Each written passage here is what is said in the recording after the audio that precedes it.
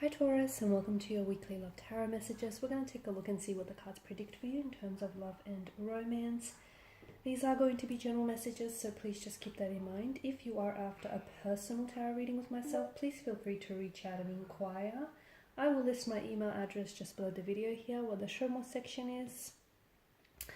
Otherwise, this reading here is intended for Taurus, Ascendant, Sun, Moon, Venus, Rising, and those of you that are cross-watching as well.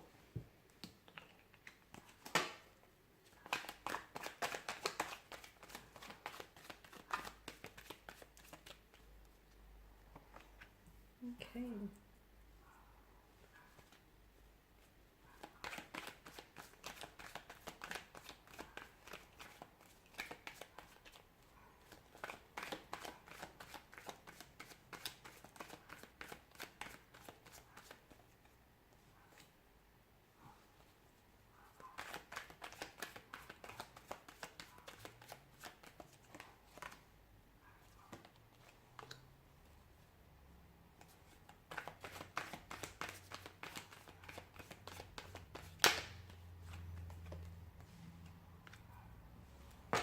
Bottom of the deck, you have the Two of Wands. So, Taurus, I feel like there needs to be a special, an important decision that needs to be made here in relation to love connection, or in relation to the future of this connection here. Okay, both the decisions I feel like have pros and cons, and either choice or decision that you'll end up committing to, just be mindful that you're also committing to the ramifications of that decision here. The Six of Swords below the Two of Wands here.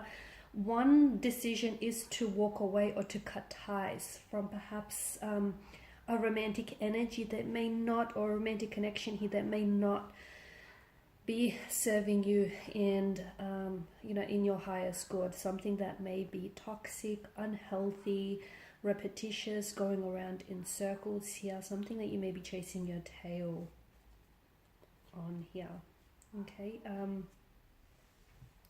you've come up as the Seven of Pentacles here, the only pentacles in the suit here, and this is your energy. It's almost like you're waiting here.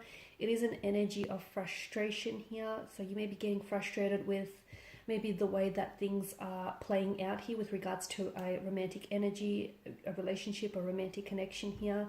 Some of you, I feel like maybe you're waiting for communication, maybe you're waiting for someone to make a move, for someone to change their behavior, okay, change their attitude, their behavior, change the things that they say or do here. I feel like some of you are truly invested into this person and into this connection here, which is why I guess walking away from this connection hasn't been easy. If it was such an easy choice and such an easy decision, I'm sure that by now you would have made that. So Seven of Pentacles, you're definitely, it's this sense of you've invested so much of yourself and so much of your time and your energy into someone or something, and definitely you're not seeing the results here. Okay, you're not seeing the results. Maybe this person here is, they're filling you up with empty promises. They'll say that they change, or they'll say that they leave a third party for you. They'll say that they'll become a better person and they'll work on themselves, or they'll kick this addiction to the curb, or they'll improve on their behavior. So, and here you are, you're sticking it out and you're waiting for that time when suddenly everything will change here. The problem with waiting is that for some people or some things, you could possibly end up waiting forever, which is why it may be good to give yourself a time frame or a timeline, okay? A bit of an expiration date for whomever or whatever it is that you're waiting for, because I can see that this is unhealthy, and I can see that the longer that you stay in this type of a connection, it's draining you of your energy. Whether it's your physical, your emotional, your mental, your spiritual energy, it's obviously taking more away from your happiness than it is contributing, to this happiness. And I feel like I understand that, the devil brings in an energy with it that is very addictive, very consuming, obsessive, possessive as well. And I understand it's not just, a simple choice of walking away from something that feels so intoxicating and so consuming, but the longer you stay, much like Adam and Eve in the picture here, the longer that, you know, you begin to resemble, and you begin to resemble the devil itself,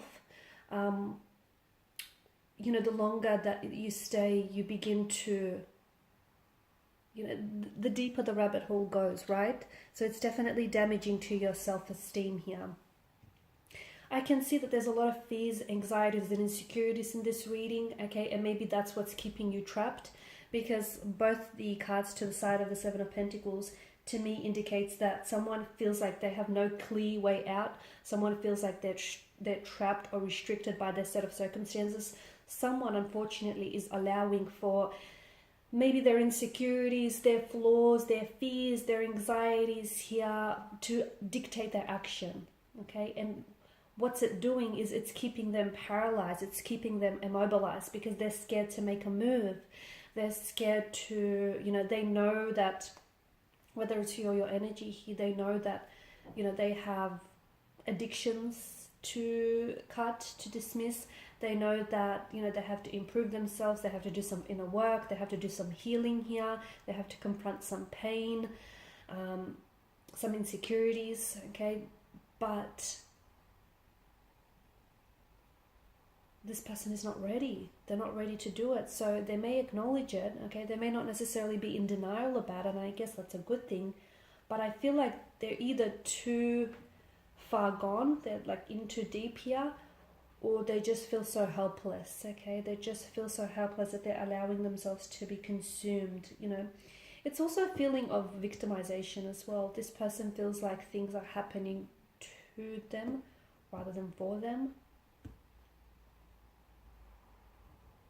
Some of you may be in a third-party situation. You may be having a love affair here with someone who's already married or who's already committed. And despite you knowing that, you know, it's not the right thing to do, you can't pull away from this person. You know, you're drunk on their love, you're intoxicated, or, you know, vice versa here. I don't see anyone dropping the third party. I don't see, because I just feel like whether it's your energy or this person's energy, I just feel like they're immobilized here. I don't see any actions being taken, any big moves being made here, purely because this person is scared, okay? They're scared of, you know, stepping away from the life that they built up, even if their current set of circumstances aren't very comfortable and aren't very healthy. It's what they know. Even if it's painful or toxic, you know, those elements of pain and toxicity are essentially a sense of normality. Maybe this is someone who grew up in such an environment, but where pain, toxicity, you know, abuse, emotional, physical, mental, was always present. And to them, it's just sort of been embedded here, okay? They're sort of just being conditioned to accept that as a sense of normalcy. So this is the other reason why I feel like someone here is having such a hard time moving away from something which clearly needs to be, you know, broken. It's a sense of powerless. It's a sense of imprisonment. I feel like making a decision, okay, making a decision that is going to align with your highest good, that is going to put you in a much more healthier and happier place, is going to be probably one of the best things, if not the best things you'll ever do, okay? It's what's going to, I feel like what will really get you some forward momentum and some progress here is making that decision, committing to a decision and moving forward here, okay? Then taking some action towards that decision, because I feel like a lot of you want to manifest happiness. You want an ideal partnership. You want love, and you know, you want to love and you want to be loved in return. You want a happy, healthy home. And I see that some of you even want to help this person. And you're even, I mean, I feel like you've invested so much of your time and your energy into this person, or even into the past, similar relationships. I feel like for you, there's some sort of attraction towards birds with broken wings, okay? Because a part of you wants to nurse and care and nurture these type of souls here. But I feel like it's important for you to also understand that you can't go out, you can't go around rescuing other people, okay? As much as, you know, that would be ideal, sometimes people don't know that they need to be rescued, okay? And at the end of the day, you know, who's rescuing you? So as much as you want to help this person, I feel like they need to help themselves first and foremost, and it's a journey that they'll have to undertake in solitude, okay? Alright guys, and these are your messages. So thank you as always for watching and listening. Please show your support by liking, sharing, subscribing.